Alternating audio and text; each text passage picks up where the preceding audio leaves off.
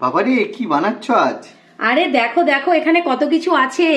এখানে আছে লেবু, শসা, গাজর, তারপরে রয়েছে লাল লাল বিট, কাঁচা লঙ্কা, এদিকে রয়েছে টমেটো, আর রয়েছে সুন্দর পেঁয়াজ। তো এদের সবগুলোকে নিয়ে আমি আজকের বানাবো দুপুরের লাঞ্চে স্যালাড। তো চলো, তার জন্য ফার্স্টে নিয়ে নিচ্ছি গাজর।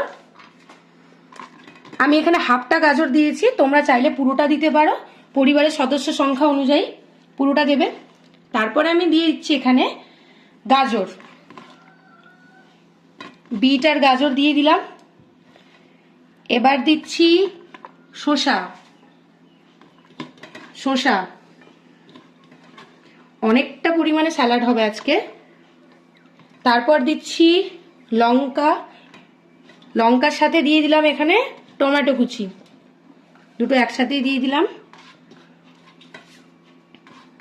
আমার এই যে হাতের কালো দাগটা তোমরা দেখছো, এটা কদিন আগে না রান্না করতে গিয়ে ওখানে ছ্যাঁকা খেয়েছি। চলো এবার দিয়ে দিচ্ছি পেঁয়াজ। দেখো আমি সবই কম কম করে দিয়েছি, হাফটা হাফটা করে দিয়েছি, তাও দেখো কত স্যালাড হয়ে গেছে।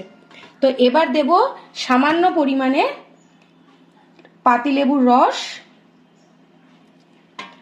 আর একটু বিট লবণ। তোমরা এমনি লবণও দিতে পারো, তবে বিট লবণের স্বাদ সুন্দর হয়, তাই ভালো লাগে বিট লবণ খেতে। তো এই লবণ আর লেবুর পরিমাণটা সুন্দর হলে কিন্তু তবে কিন্তু এটা ভালো লাগবে স্যালাডটা। তো চলো এগুলোকে সব একসাথে মিক্স আপ করে নিই। তো দেখো একটা ভীষণ কালারফুল ব্যাপার এসছে। তো লাঞ্চে যদি আমরা এরকম স্যালাড খেতে পারি ভাতের সাথে, তো আমাদের ভিটামিন মিনারেলস সবকিছুই পূরণ হবে। বিশেষ করে সিজনাল যে সমস্ত সবজি রয়েছে, সিজনাল যে সমস্ত ফ্রুটস রয়েছে, সেগুলো যদি আমরা এভাবে খেতে পারি কিন্তু তাহলে আমাদের শরীর অনেক অনেক ভালো থাকবে। তো এটা পারলে তোমরা ফলো করো।